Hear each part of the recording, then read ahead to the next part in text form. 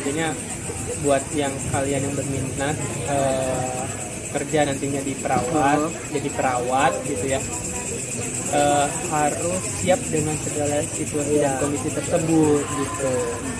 Itu kami membicarakan ini bukan untuk menakut-nakuti ya, betul, tapi untuk supaya kalian tuh lebih prepare aja gitu, mentalnya apanya gitu. Kita sebagai cowok minoritas juga kan cewek semua ya. Itu sama kayak anak cewek di teknik itu minoritas kan. Tapi ada kalau emang dia seneng di situ kan, why not?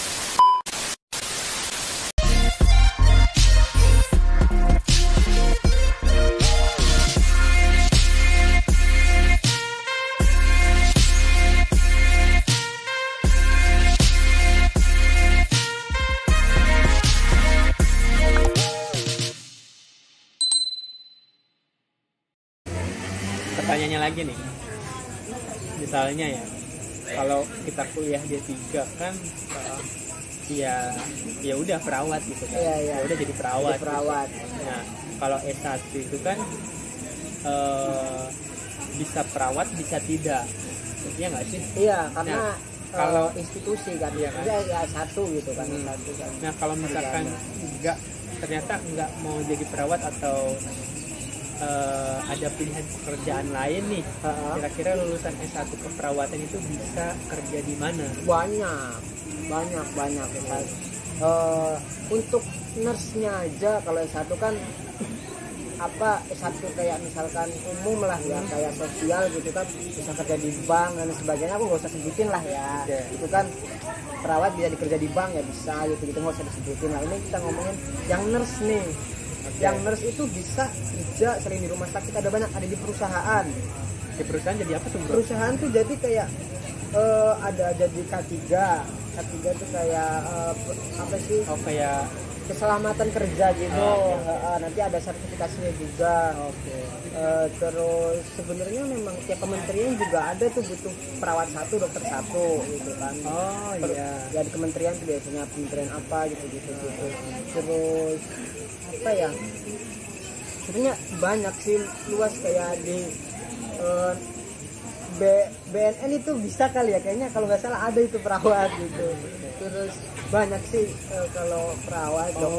Jadi selain di rumah sakit kita jadi perawat, itu di perusahaan-perusahaan pun biasanya ada ya gitu. Ada gitu. Kalau yang mau santai ya, biasanya kan jarang yang sakit gitu ya perusahaan. Paling quality control gitu kan. Iya sih. Tapi ya ilmunya nggak ada. Kalau buat orang-orang yang muda langsung ke perusahaan itu nggak ada ilmunya, ini langsung ke rumah sakit. Walaupun gajinya agak dengan tupoksinya agak ya seperti itu lah. Tapi tenang, lama-lama perawat kalau kalian tekun di satu rumah sakit itu nanti gajinya bakal bertahap kok, tenang, nggak usah takut. Oke deh. Ini agak sensitif gitu.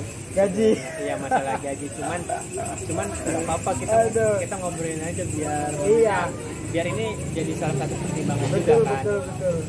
Buat calon-calon perawat gitu ya. Nah, harus dipertimbangkan karena banyak yang jangan sampai gini loh, bro. Jangan sampai kita kuliah nih ngabisin duit banyak buat kuliah kan.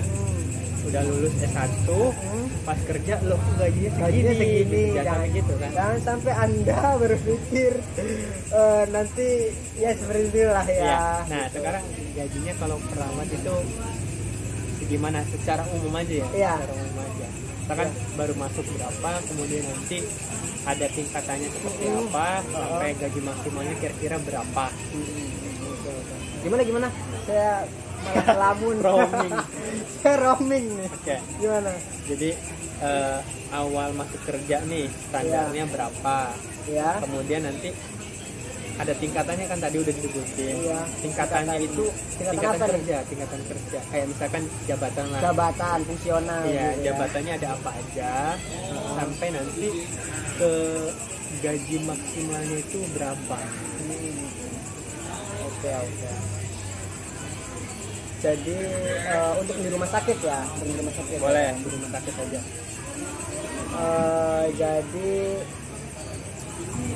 sebenarnya antara S1 dan D3 ya itu sebenarnya nggak ada jauh beda. Ini bukan saya menyarankan kalian untuk D3, tapi kalau kalian yang memang ekonominya terus waktunya terbatas gitu ya untuk ini kuliah nih benar-benar harus untuk kerja nih kan. Beda saya emang niatnya untuk setelah saya masuk perawatan saya ingin lanjut ke akademisi ya. Itu ya D3 gitu. D3 itu memang karena gajinya dengan S+ itu nggak nyampe berapa ratus ribu gitu. Iya. Kemarin pas temen saya lebih gede mana? Tapi tetap lebih gede ya nurse gitu kan. Nah minimalnya berapa itu? Minimalnya berapa? Kisarannya kita aja. UMR sih pokoknya. UMR tergantung UMR cuma dimana memang tempat kita kerja gitu. Iya gitu kan, dimana tempat kita kerja, cuma ada perbedaan tipis lah gitu. Oke. Nah terus jabatannya gimana nih bro? Jabatan paling simple sih kalau perawat. Jabatan paling ya aku sebenarnya belum kerja tingkat jabatan tertentu ya, cuma aku tahu baru, kan ya aku jadinya aku tahu kemarin praktek gitu kan, itu paling jadi misalnya udah lama di situ jadi kepala tim gitu kan, lama-lama ya jadi kepala ruangan gitu. Terus setelah kepala ruangan nanti di rumah sakit kan ada BPH utama lah ya, itu ada bagian infeksi, tes kontrol, itu kita juga perawat, dokter itu bisa menjabat di situ di bagian pusat ya. Sampai kepala rumah sakit kita pun bisa. Oh bisa. Oke. Jadi gitu teman-teman. Jadi perawat itu nggak cuma perawat tok dari awal sampai akhir perawat. Kalau jadi salah perawat ya. aja Gitu, ya. Aku belum kerja lama ya, sorry ya. Tetapi bisa meningkat gitu ya. Betul dari segi jabatan bisa meningkat. Nah kira-kira paling tingginya berapa sih gaji perawat? Kira-kira aja. Aku kurang tahu sih kalau yang soalnya aku belum tanya langsung. Karena temanku di S2 juga kebanyakan kepala ruangan ya. Cuma pas aku juga nggak enak nanya-nanya ya, soalnya agak sensitif ya. Gitu. Tapi ya. Insya Allah lah. Pasti kalau kepala ruangan minimalnya itu UMR ya. Ya kalau UMR enggak lah. Maksudnya kalau baru masuk jadi perawat di jabatan yang paling bawah. Kalau kalian mau UMR. kerja tinggi yang D3 pun itu di Jakarta. Selain kerja di perusahaan, rumah sakit dan sejenisnya kayak puskesmas, klinik gitu-gitu ya. Iya. Di klinik ada nggak sih? Iya jelas. Ada perawatnya.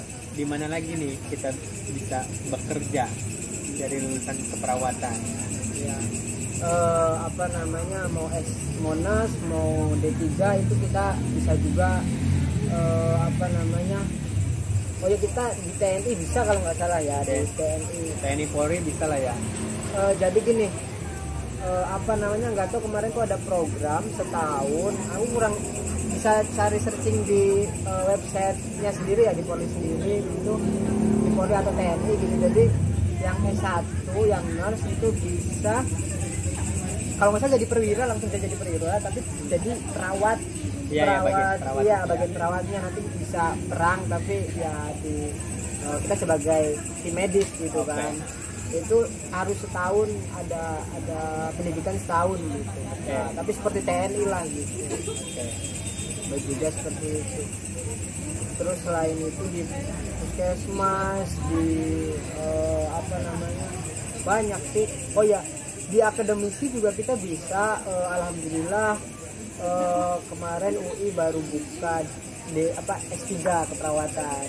2007 baru buka itu 2007, sama di mana itu baru buka juga di Unibrau atau di mana gitu. Tapi yang pertama baru sekarang ini udah jalan S3 ada di jadi buat yang mau lanjut terus kuliah sampai sampai S3 ada di Indonesia, udah tenang aja gitu.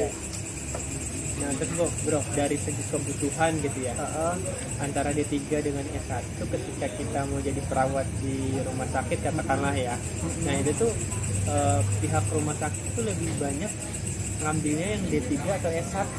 Nah ini penting nih, ngambilnya atau sama aja mau dia D3 atau sama S1 aja, asalkan dia qualified gitu ya. Ya dia bisa kerja di situ. Sama aja, jadi nggak ada sebenarnya yang nggak ada bedanya, cuma mungkin untuk jabatan dan lain sebagainya, malah mungkin beberapa RS apa namanya, dia tidak ada.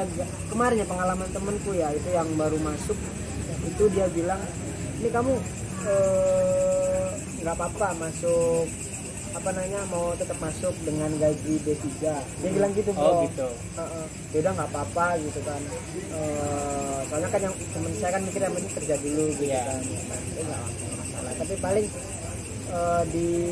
ya seperti itu bedanya. Paling di luar negeri sih yang udah berjalan itu bro. Jadi di luar negeri itu di Amerika kalau nggak salah ya, itu dia yang masih D3 belum lanjut S1 atau nurse itu sampai tanggal berapa itu ada 2 atau 3 rumah sakit gitu tuh diberhentikan kerja. Oh jadi harus lanjut kuliah dulu. Iya kalau di luar negeri ya, tapi makanya kenapa kalau di Indonesia ya saya nggak menyarankan D3, tapi ya kan semakin tinggi kan semakin bagus ya, ya. Semakin tinggi pendidikan semakin bagus prospeknya ke depannya gitu kan. Oke.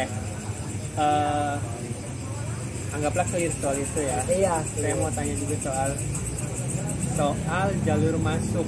Dulu masuk S1 keperawatan UIN. Iya ini. UIN mana? Aku UIN Jakarta. Saya semua Jakarta. Dan alhamdulillah sekarang sudah terakreditasi A baik S1-nya dan nurse-nya. Oke, baru promosi ya. Sekarang promosi. Ini sudah apa jalurnya apa aja? Jalurnya ada banyak. Ada SBM, senam PTN, ada apa namanya, pas dulu saya ya, 7 tahun yang lalu ya, itu ada PBSB dan sekarang masih ada PBSB itu beasiswa santri berprestasi dari Kementerian Agama. Dan mungkin ada bidik misi, tapi dari bidik misi biasanya gabung ya sama ini ya. Ini mahasiswa bidik misi gimana? Dulu bidik misi, sekarang apa KPI ya? Kartu pelajar. Iya, gimana sih bidik misi? Mahasiswa bidik misi. Iya itu sekarang itu. Oh iya. Ya karena aku nggak tahu terlalu banyak bidik misi, tapi bisa gitu. Soalnya kan itu include penambahan sama SBM. Iya, intinya kalau kayak beasiswa yang dari pemerintah kita itu kan PTN, SBMPTN ya kan. Kemudian ada berarti tadi jalur khusus beasiswa dari PBSB, santri itu khusus santri. Terus jalur mandiri juga ada. Setelah itu ada lagi nggak jalur mandiri? Oh ya, di UIN namanya SPMB Mandiri. Itu bisa ada perawatnya juga. Soalnya kan di UIN itu ada apa itu ya namanya itu aneh-aneh. SPMB PTIN. Nah itu untuk saya pernah ikut untuk perawat, dan pokoknya kalau aku perawat sama dokter kayaknya nggak bisa deh. Nggak ada kuota untuk itu gitu. Jadi itu biasanya untuk agama-agama ya kalau nggak salah ya, jurusan agama. Dan memang kita kan UIN kan khususnya di keagamaan kan. Oh ya, untuk lebih tepatnya PBSB silakan bisa lihat di portalnya sendiri di PBSB ada. Terus bisa lihat juga di video-video terkait ya PBSB khususnya ya gitu kan. Oke. Sip. Udah kali ya. Ya kalau mau nanya PBSB langsung bisa lihat di IG saya Faruk. Oke, boleh.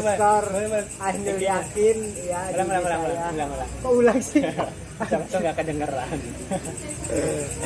Iya, @Faruk _ Ainul Yakin. Nanti tulis aja di bawah keterangan lah. Kita tulis ya. Oke.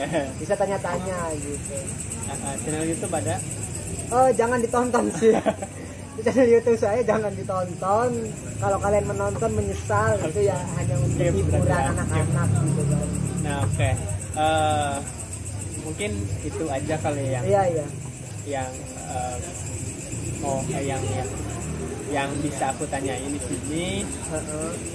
Menarik sekali, banyak banget yang bisa kita diskusikan. Ya, konklusinya jadi apa? Banyak ya, banyak banget yang ilmu yang Iya. kita dapat ya. Alhamdulillah. Ilmu-ilmu baru yang saya dapat juga banyak gitu, dan semoga apa yang kita obrolin ini bermanfaat untuk teman-teman semua. Kalau misalkan ada pertanyaan, komentar, saran, kritik yang membangun gitu ya, boleh tulis di kolom komentar ya. Dan apa ya, ada kata-kata terakhir nggak? Udah sih cukup, misalkan mau tanya-tanya tentang TBSP atau apa tentang keperawatan itu gimana kah gitu, namanya di IG. Oh bisa IG DM langsung kan? DM aja langsung. Oke ya. Oke, thank you teman-teman. Jangan lupa like, comment, subscribe. Sampai jumpa di video selanjutnya. Ya. Bye. Thank you ya. Ya.